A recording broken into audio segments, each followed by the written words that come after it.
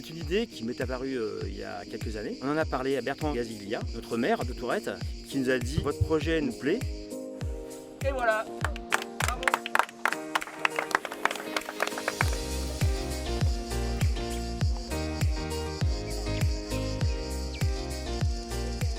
Ça a été un grand plaisir de réaliser ce projet en continuité avec le contenu des collections que l'on peut trouver dans le musée, puisque le château est une collection d'histoire naturelle. Et bien là, c'est les collections d'histoire naturelle qui se découvrent à l'extérieur et on est cette fois-ci dans la nature directement. Le but est de présenter donc la flore méditerranéenne. Alors, il faut savoir que cette crête est entièrement sauvage. Nous avons fait une sélection des espèces ligneuses, c'est-à-dire des espèces que l'on peut trouver toute l'année. Sur le sentier, il y a déjà un petit inventaire qui a été fait. Il y a plus de 70 espèces de plantes qui sont visibles. Mais simplement, il y a beaucoup d'espèces annuelles qui vont apparaître sur un temps très court et qui par la suite vont disparaître. Alors que là, l'avantage, c'est que quelles que soient les saisons, on pourra toujours apprécier les espèces présentes.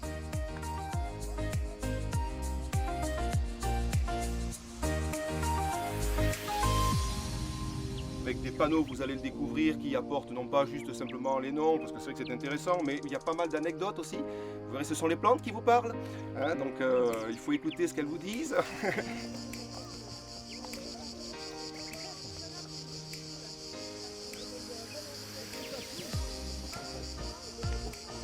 On a commencé sur un sentier qui n'existait pas. Donc on a créé un sentier pour en faire un sentier de découverte pédagogique sur la crête du château. Charrier de la pierre, charrier du bois, charrier du fer. Ils ont beaucoup travaillé, ils ont fait preuve de beaucoup d'ingéniosité justement pour que ce sentier soit le plus naturel possible. Donc le bois, il vient de la Vésubie et de la Tinée. Toutes les pierres que vous voyez là, à vos pieds, là, vous verrez tout à l'heure, eh bien, elles ont été réutilisées pour combler des trous, combler des passages. Ici, on ne pouvait pas accéder à ce sentier, à cet endroit-là, puisqu'il y avait donc des plantes et des blocs de roches. On a ouvert un sentier à la masse, au marteau-piqueur, et déplacé des blocs même jusqu'à 200 kg à deux, et à la force des bras.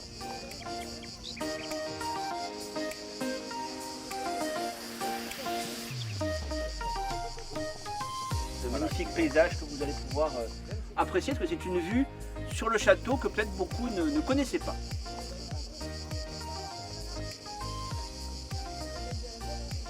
La suite du projet sera complétée par d'autres panneaux qui aborderont la faune, avec notamment donc, les papillons, les oiseaux, puisque pendant les 9 mois de la durée du chantier, nous avons pu constater qu'il y avait donc beaucoup d'espèces qui étaient présentes, qui venaient nous survoler, notamment beaucoup d'espèces de rapaces. Et on abordera également un petit peu des notions historiques, puisque ce sentier donne une vue inhabituelle du site du château et des collines environnantes, qui permettront ainsi donc d'avoir une appréciation un petit peu de la disposition, notamment par exemple pourquoi il y a le château neuf de Contes qui se trouve de ce côté. Donc d'autres approches seront présentées. Le but maintenant va être de recevoir non seulement évidemment des touristes, des touretans, mais évidemment des écoles qui pourront venir apprécier et apprendre à reconnaître les plantes qui nous entourent. Bonne balade. Voilà une première découverte. Merci.